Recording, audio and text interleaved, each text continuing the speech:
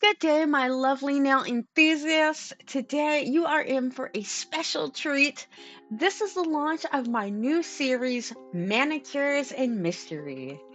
This series is going to be a mix of watch me work alongside bone chilling mystery stories. I will include in the description the products used, but there will be no voiceover of technique at all. So that way, when you're working on your nails or some other task, you have an amazing story to keep you company. And all of the links in the description will be affiliate free links. So I am earning nothing from them at all. I just have them there to make it easier. So if you're interested in anything that I'm using, you have a way to go find it. This week, we are exploring an unsolved mystery of the young prolific author by the age of 12 who suddenly vanished into the woods on a cold December evening. This story has so many twists and turns, I don't think a modern author could write up a life like this. The author we're talking about today is Barbara Newhall Follett. She had a deep love for nature and freedom. So for today's nail designs, since it's spring and in honor of Barbara, I'll be designing some press-ons inspired by butterflies. It's long said the emergence of the adult butterfly symbolizes the freedom of the soul upon death. Before we get into today's story time, I do want to thank all of those who are following the channel. We broke that 200 sub mark. Woo! So thank you everybody so much. And for those new here, I just want to let you know that I do upload one long form video a week, normally on Saturday, and the occasional short. So if you enjoy unsolved mystery and or nail related content, think about giving a high five to that subscribe button. Look, it even lights up when I say it. So that way you never miss an upload. Also, it means the world to a smaller creator like myself to have that backing and support. So I thank you in advance for that sub. So now with the cringy YouTuber stuff out of the way, let's get into some nail and mystery time.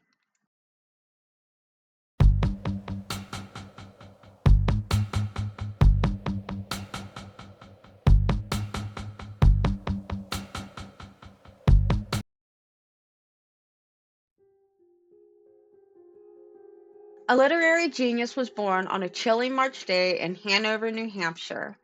Barbara Newhall Follett would go on to write some of the most critically acclaimed pieces of literature before the age of 14. Still, despite achieving such greatness at a young age, she would tragically not get to enjoy adulthood. Born on March 4th, 1914, Barbara was born into a home filled with a love for literature. Her father, Wilson Follett, would go on to work with the Major publishing house Knopf. Her mother, Helen Follett, was also an accomplished writer. Her father, Wilson, also known as Roy, was known for writing the draft form of what became Follett's modern American usage, which was unfinished at his time of death in 1963. His friend, Jacques Berzon, completed and edited it. Since its publication, it has widely been used in contemporary American English. Helen Thomas Follett was also an accomplished writer, known for writing children's books like Magic Portholes and Stars to Steer By. Barbara also had two sisters, a half-sister named Grace from Wilson's first marriage and Sabra Follett Masperty. Sabra was the first woman admitted as a graduate student to Princeton University in 1961. The Follett family was full of people who did great things, but they were not ready for how quick young Barbara would excel to her greatness. Barbara showed a deep love and aptitude for reading and writing. At the age of 4, she was already writing poetry. Helen saw a literary genius ready to be born and started nurturing by homeschooling Barbara. Homeschooling allowed her a better education in Helen's eyes, freeing Barbara to explore interests like reading and writing. At age 4, a turning point happened for young Barbara. That same year, she touched her first typewriter. She taught herself how to use her father's typewriter. By age 6, she soon composed stories, edited them, and retyped final stories. The Follets wanted to foster her writing skills and allowed her to set up her own office in the home. In the early years, since Barbara was homeschooled, she did not have many friends her own age to play with, but she was a very imaginative child with a deep love for nature. Barbara's animal friends, both real and imaginary, plus her vivid imagination, kept her company during the days. Young Barbara would write many letters also to her friend Mr. Alberg, who owned an antique shop in Providence, including her first story, The Life of the Spinning Wheel, the Rocking Horse, and the Rabbit, which she completed at age 6.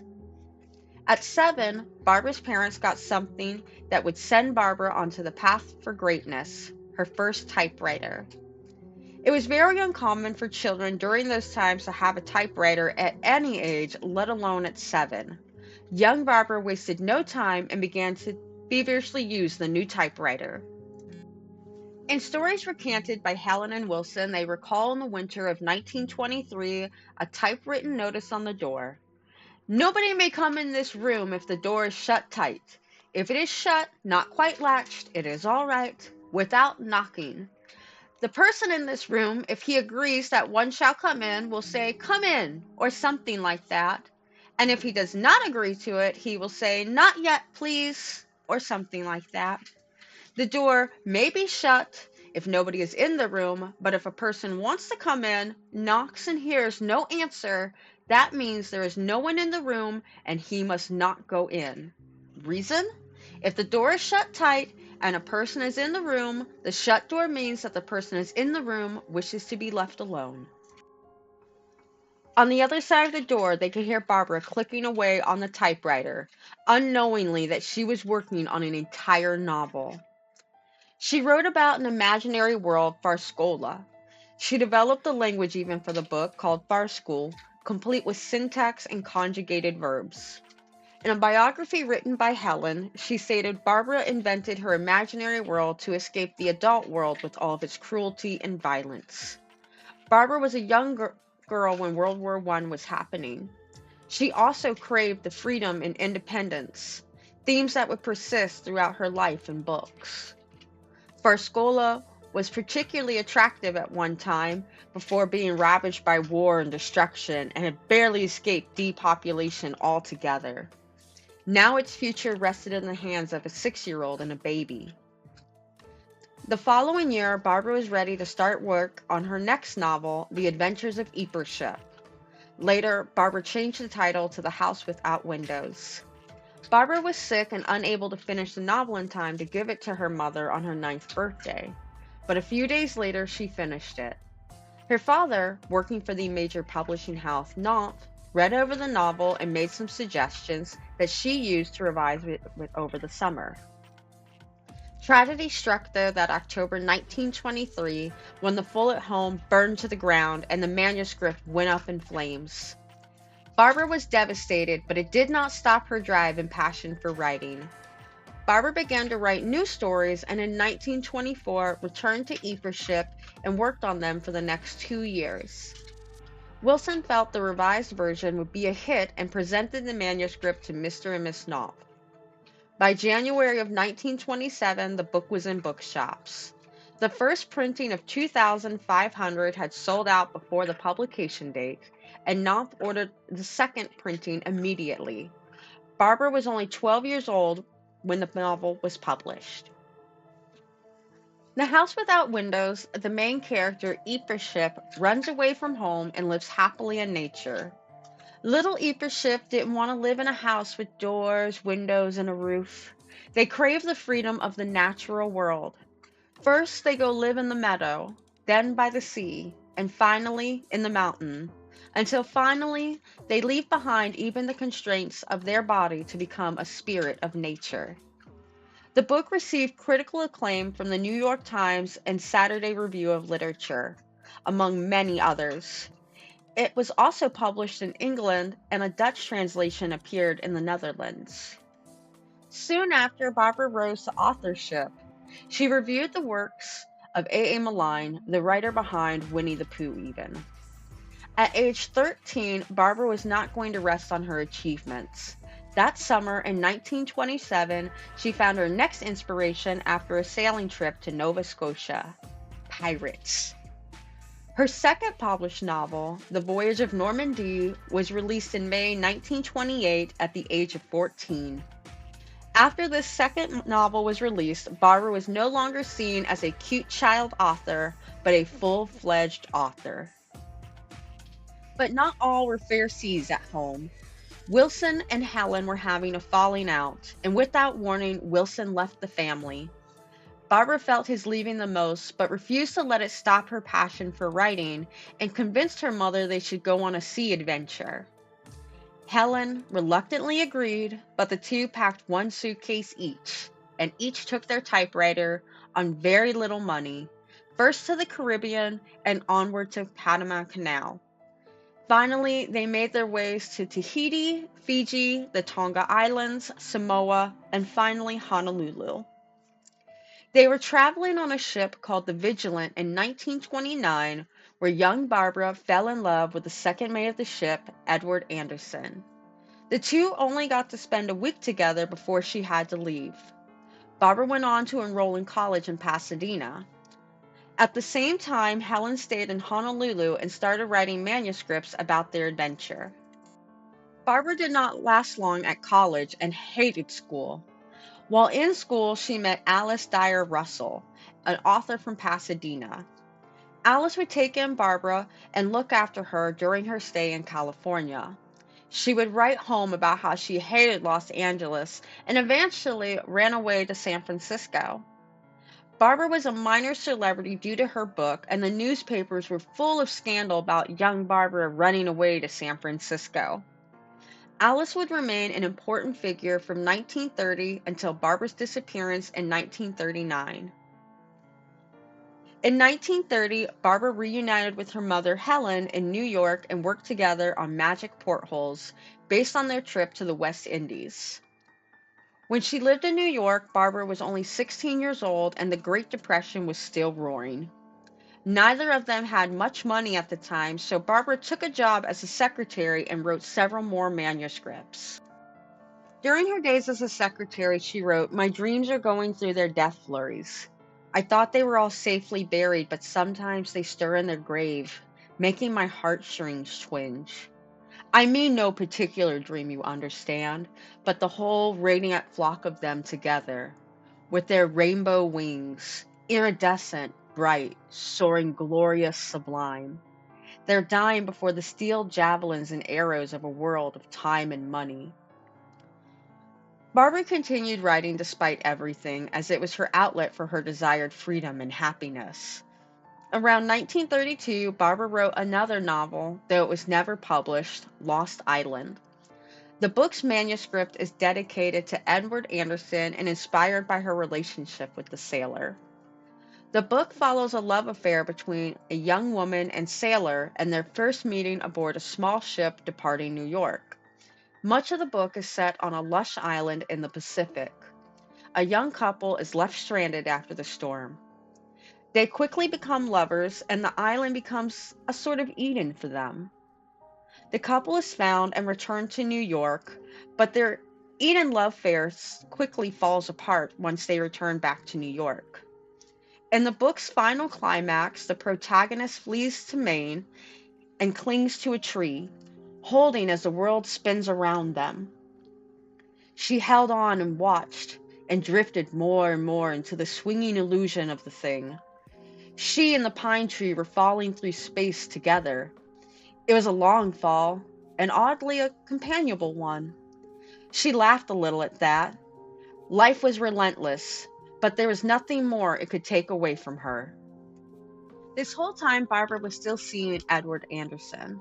Despite being together, Edward signed on for a 4-month return sailing job that would take him to Alaska.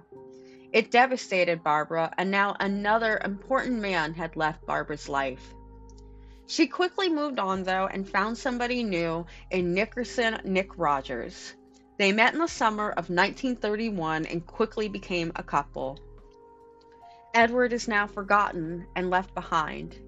Edward never forgets about Barbara and his feelings for her. and letters found between the two of them. One of the last letters from Edward is dated in March 1935, letting him know his feelings for Barbara. It's unknown if Barbara responded to this final letter.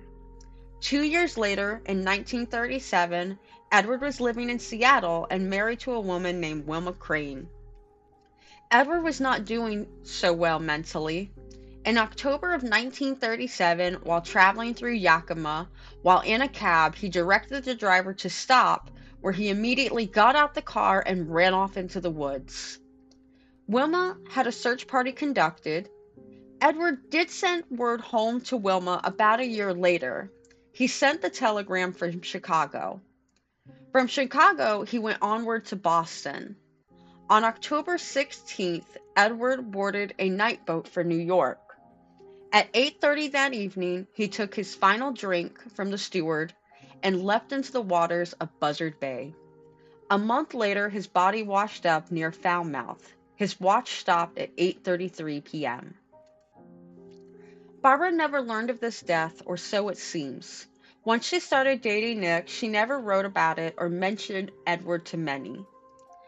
Barbara wanted to be with Nick, so she quit her job and traveled with him. The couple spent the summer of 1932 walking the Appalachian Trail and eventually stayed at Squam Lake near Holderness, Plymouth. Later that year, they sailed to Spain, where they continued their walking excursions in the Swiss Alps, which would turn into another manuscript for Barbara called Travels Without a Donkey. Barbara spent much of her time writing notes about their travels to France, Switzerland, and Germany, where they met with Helen and Barbara's sister Sabra.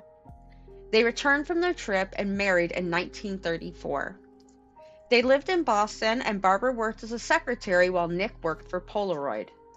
While Nick began working longer hours, Barbara discovered interpretive dance and attended courses at Mills College. Still, not all was picture perfect like a Polaroid on the surface. Nick and Barbara's marriage was starting to crack. Nick insisted Barbara earn more money and give up creative writing. Now feeling abandoned by the two of the most influential men, Barbara went on a summer vacation alone. Barbara quickly cut the trip short when Nick wrote that he wanted a divorce and was seeing another woman. Barbara suspected for some time that Nick was with an acquaintance named Anne Bradley. Barbara was shocked by the sudden divorce and sought medical attention, where she was prescribed medication for her depression. In late 1939, Barbara was shaken by her father and Nick's abandonment. "There's somebody else," she wrote to a friend. "I had it coming to me, I know." Her despair was so deep over the situation that she could only sleep with the help of what she called sleeping stuff, which were prescribed medications for her depression. The correspondence quickly darkened ominously. On the surface, things are terribly, terribly calm and wrong. I still think there's a chance that the outcome will be a happy one, but I would have to think that anyway in order to live, so you can draw any conclusions you like from that. After an argument with Nick, Barbara left their apartment on December 7th, 1939. She only had about $30, which is about $650 in 2023 money, and her notebook. Nobody knows where she went that night. Nick did not report Barbara's disappearance to the police for 2 weeks, claiming he was waiting for her to return. Also, Nick was still secretly nervous about reporting because he remembered Barbara from her California scandal and feared Barbara's celebrity and her sudden missing would end up in papers again. But it did not. 4 months after notifying the police, he requested a missing persons bulletin because Helen had sent a threatening letter to Nick. Nick also hired a private investigator. Not much would come from the investigator or the missing person report, as the notice was issued under Barbara's married name of Rogers. It went unnoticed by media and the locals. In 1952, 13 years after Barbara's disappearance, her mother Helen began insisting that the Brookline police investigate the matter more thoroughly. Helen became suspicious of Nick after discovering he made little effort to find his wife Barbara. In a letter to Nick, she wrote, All of this silence on your part looks as if you had something to hide concerning Barbara's disappearance. You cannot believe that I shall sit idle during my last few years and not make whatever effort I can to find out whether Bar is alive or dead, whether perhaps she's in some institution suffering from amnesia or a nervous breakdown. It appears all records concerning the search for Barbara were either lost or destroyed. It's not hard to imagine that if Barbara wanted to disappear, no one could do a better job after writing about other characters running away to the forest for years. Barbara and her body have never been found to this day. However, it is suspected that the human remains found by Swan Lake, one of Barbara's favorite places, could have been her. Despite solid evidence that the remains might be Barbara, authorities attribute them to another woman. And a strange twist befitting a storyteller like Barbara, all of those recovered remains that were found have since disappeared and are unable to be tested again. Barbara's body was never found, and law enforcement did not find evidence either indicating or excluding foul play. In 2019, writer Daniel Mills published a theory that Barbara's body was found but not identified correctly. After investigating multiple missing persons cases, Mills claimed to have found evidence that the body of Barbara was discovered in 1948, but was misidentified as another missing individual, Elise Whitmore, who had disappeared in June 1936.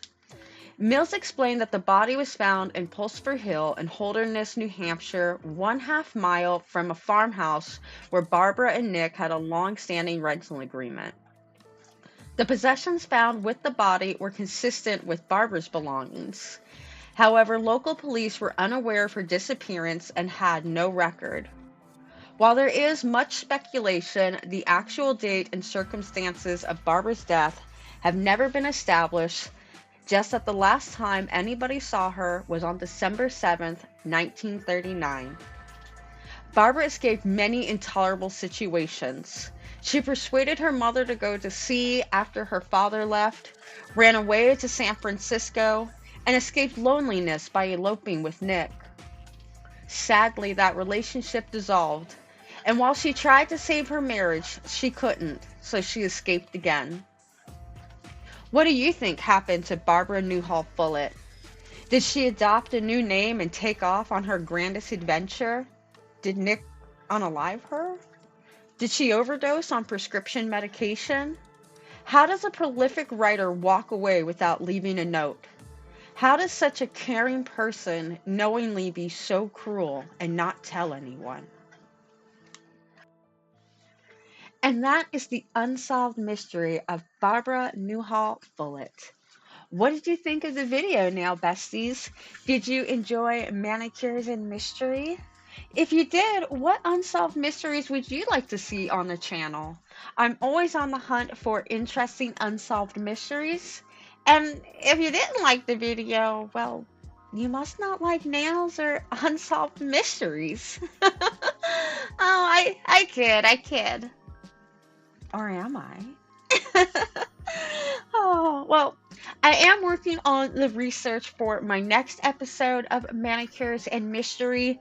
Next week, we will have a return of the E-Nail Couture Super Scoops. I know, I can't help myself. I had to roll the dice for the third time and see if I get any new goodies I didn't already own. And of course, if there were any in the box that I would have purchased on my own, and could I make back all of that scoop value? Thank you again, my nail besties, for joining me today. And if you enjoyed this video, why not give that like button a tap?